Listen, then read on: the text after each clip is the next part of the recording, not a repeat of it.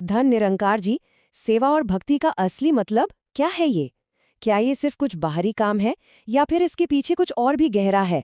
चलिए, आज इसी सवाल के दिल में उतरने की कोशिश करते हैं। अपनी बात की शुरुआत करते हैं इस बहुत ही शक्तिशाली परिभाषा से। यही तो वो बुनियाद है जो हमें एक सच्चे गुरु की शिक्षाओं का असली मतलब समझाती है।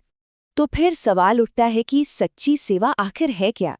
इसे समझने के लिए चलिए एक गुरु और उनकी भक्त, दो बहनों की एक बड़ी दिलचस्प कहानी में चलते हैं। तो होता ये है कि एक गुरु अपने कुछ शिष्यों के साथ दो बहनों के घर आते हैं।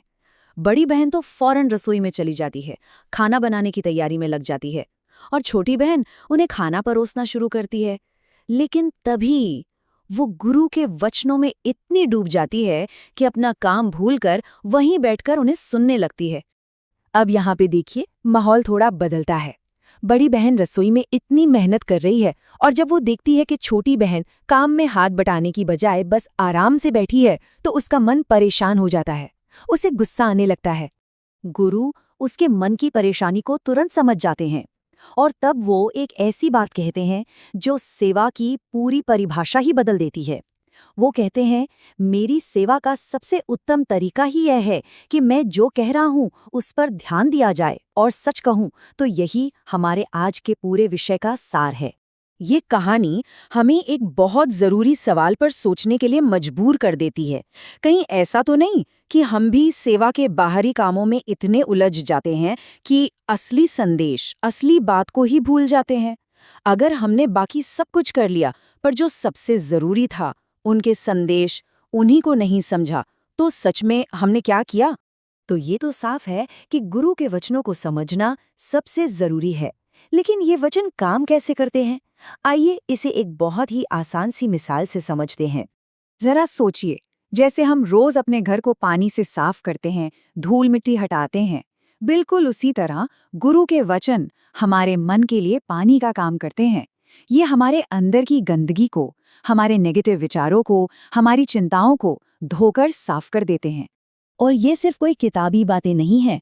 ये एक ऐसी ताकत है जिसने हकीकत में लोगों की जिंदगियों को पूरी तरह से बदल दिया है। चलिए कुछ असली घटनाओं पर नजर डालते हैं। एक सीन सोचिए, सड़क पर दो गाड़ियों की हल्की सी टक्कर हो जाती है। दोनों ड्राइवर गुस्से में बाहर निकलते हैं, बहस शुरू हो जाती है, माहौल एकदम गर्म है। तभी एक ड्राइवर की नज़र अपनी गाड़ी के डैशबोर्ड पे लगी गुरु की तस्वीर पे पड़ती है। बस वो एक नज़र ही काफ़ी थी। उसे फौरन अपनी गलती का एहसास होता है और वो सामने वाले से माफ़ी मांग लेता है। और जानते हैं क्या हुआ? पूरा माहौल एक सेकंड में बदल गया। ये शब्द एक ऐसे इंसान के हैं जो नशे की लत में इतना ज़्यादा डूब चुका था कि उसने अपनी पत्नी से कहा कि वो उसे तो छोड़ सकता है, पर अपनी ये आदत नहीं छोड़ सकता। मतलब आदत उसकी पहचान से भी ज़्यादा मजबूत हो गई थी। पर फिर एक दिन किसी ने उससे एक बहुत ही सीधा सा सवाल पूछा, क्या तुम गुरु के सामने बैठकर सिगरेट पियोगे? बस ये एक सवाल उसके दिल में तीर की तरह लगा। उसे एहसास हुआ कि गुरु तो हमेशा उसके साथ हैं, हर पल देख रहे हैं। और उसी एक पल में सालों पुरानी वो लत एक झटके में छूट गई। ये सिद्धांत हमारे कामकाज में भी उतरता है। एक रेस्टोरेंट का मालिक है जो कभी भी बासी या खराब सब्जियों का इस्तेमाल नहीं करता। क्यों? इसलिए नहीं कि कोई ग्राहक पकड़ लेगा, बल्कि इसलिए क्योंकि उसका मानना है, बाकी कोई जाने या ना जाने, मैं तो जानता हूँ, और ये निरंकार भी जानता है। तो फिर इन सभी कहानियों और बातों का निचोड़ क्या है?